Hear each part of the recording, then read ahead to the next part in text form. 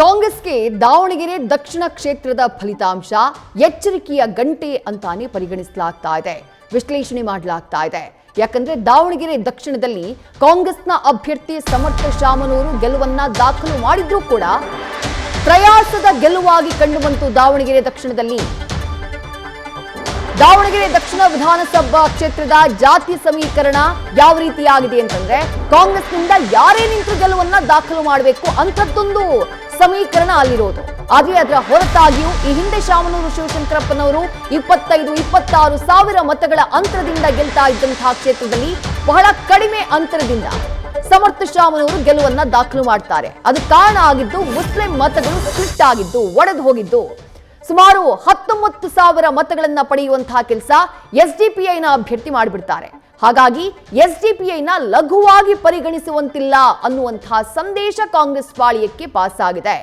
Muslim ಪ್ರಾಬಲ್ಯ ಇರುವಂತಹ ಕ್ಷೇತ್ರಗಳಲ್ಲಿ ಎಚ್ಚರಿಕೆಯ ಹೆಜ್ಜೆ ಅನಿವಾರ್ಯ ಅನ್ನೋದು ಕಾಂಗ್ರೆಸ್ಗೆ ಮನವರಿಕೆಯಾಗಿರೋ ರೀತಿ ಕಾಣಿಸ್ತಾ ಇದೆ.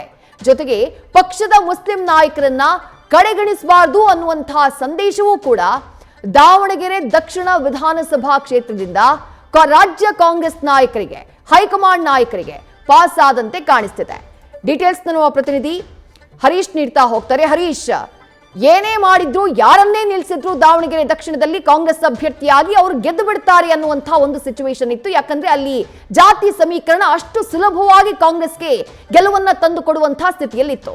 ಆದ್ರೆ ಒಂದು ಎಡವಟ್ಟು ಅಥವಾ ಮಾಡಿದಂತಹ ಒಂದು ಮಿಸ್ಟೇಕ್, ತೆಗೆದುಕೊಂಡಂತಹ ಒಂದು ನಿರ್ಧಾರ ಏದುಸಿರು ಬಿಟ್ಕೊಂಡು ದಾವಣಗೆರೆ ದಕ್ಷಿಣದಲ್ಲಿ ಗೆಲ್ಲೋ ಹಾಗೆ ಮಾಡ್ಬಿಡ್ತು ಕಾಂಗ್ರೆಸ್ ಪಾಳಿಯಕ್ಕೆ. ಸದ್ಯ ಏನ್ ಚರ್ಚೆ ಆಗ್ತಾ ಇದೆ ಮತಗಳು ಒಡೆದು ಹೋಗಿರುವಂತಹ ವಿಚಾರಕ್ಕೆ ಸಂಬಂಧಪಟ್ಟ ಹಾಗೆ ಕಾಂಗ್ರೆಸ್ ಪಾಳಿಯದಲ್ಲಿ?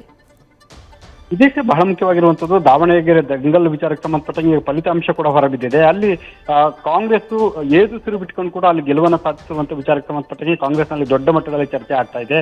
ಒಂದು ಹಂತದಲ್ಲಿ ಕೂಡ ಒಲೆಯಿಟ್ಟು ಬಿದ್ದಿರುವಂತದ್ದು ಒಂದು ಸ್ಪಷ್ಟ ಆಗ್ತಿರುವಂತದ್ದು ಕೂಡ ಗೊತ್ತಾಗ್ತಿದೆ. ಈಗಾಗಲೇ ಕೂಡ ಆ ವಿಚಾರಕ್ಕೆ ಸಂಬಂಧಪಟ್ಟಂಗೆ ಕ್ರಮವನ್ನು ಕೈಗೊಳ್ಳಲಾಗಿದೆ. ಮುಂಬರುವ ದಿನಗಳಲ್ಲಿ ಇನ್ನು ಯಾರು ತಪ್ಪು ಮಾಡಿದರೆ ಅವ್ರ ವಿರುದ್ಧನೂ ಕೂಡ ಕ್ರಮ ಕೈಗೊಳ್ತೀವಿ ಅನ್ನುವಂತ ಮಾತನ್ನ ಸಿಎಂ ಸಿದ್ದರಾಮಯ್ಯ ಈಗಷ್ಟೇ ಹೇಳಿರುವಂತದ್ದು. ಆದ್ರೆ ಮುಸ್ಲಿಂ ಪ್ರಾಬಲ್ಯ ಇರುವಂತ ಮುಸ್ಲಿಂ ಬಾಹುಳ್ಯದ ಕ್ಷೇತ್ರದಲ್ಲಿ ಹೆಚ್ಚು ಮತಗಳು ಕಾಂಗ್ರೆಸ್ ಅಭ್ಯರ್ಥಿ ಬರಲಿಲ್ಲ ಅನ್ನುವಂಥ ಚರ್ಚೆಗಳು ಕೂಡ ಈಗ ಜೋರಾಗಿ ನಡೆದಿದೆ. ಅದರಲ್ಲೂ ಎಸ್ಡಿಪಿ ಅಭ್ಯರ್ಥಿ 19,000ಕ್ಕೂ ಹೆಚ್ಚು ಮತಗಳನ್ನ ಪಡ್ಕೊಂಡಿರುವಂತದ್ದು ಕೂಡ ಒಂದು ರೀತಿ ಕಾಂಗ್ರೆಸ್ಗೆ ಸ್ಪಷ್ಟ ಸಂದೇಶ ರವಾನೆ ಆದಂತೆ ಕಾಣಿಸ್ತದೆ.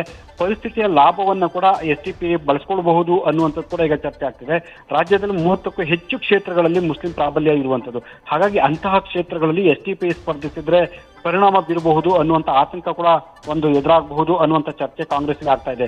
ಈಗಾಗಲೇ ಕೂಡ ಮೊದಲಿನಿಂದಲೂ ಕೂಡ ಕಾಂಗ್ರೆಸ್ಗೆ ಬೆನ್ನಿಗೆ ನಿಂತಿರುವಂತದ್ದು ಅಲ್ಪಸಂಖ್ಯಾತ ಮತಗಳು. ಮೊದಲು ಜೆಡಿಎಸ್ ಬೆನ್ನಿಗೆ ಇದ್ರೂ ಕೂಡ ಒಂದು ಹಂತದಲ್ಲಿ ಜೆಡಿಎಸ್ ಬಿಜೆಪಿ ಜೊತೆ ಕೈ ಜೋಡಿಸಿರುವಂತ ಕಾರಣಕ್ಕಾಗಿ ಸಂಪೂರ್ಣವಾಗಿ ಕಾಂಗ್ರೆಸ್ನತ್ತ ಮುಸ್ಲಿಂ ಮತಗಳು ಮುಖ ಮಾಡಿರುವಂತದ್ದು. ಈ ಒಂದು ಸಂದರ್ಭದಲ್ಲಿ ದಾವಣಗೆರೆ ಅಲ್ಲಿನ ಘಟನೆಗಳು ನಿದರ್ಶನವಾಗಿ ಸ್ಪಷ್ಟವಾಗಿ ಕಾಣಿಸ್ತಾ ಇದೆ.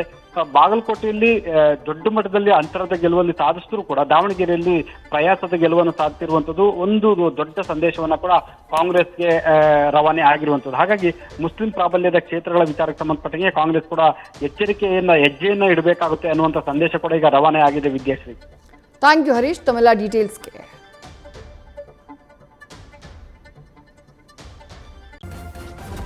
ನ್ಯೂಸ್ ಫಸ್ಟ್ ನಿರ್ಭೀತಿಯಿಂದ ನಿಮ್ಮ ಪರವಾಗಿ.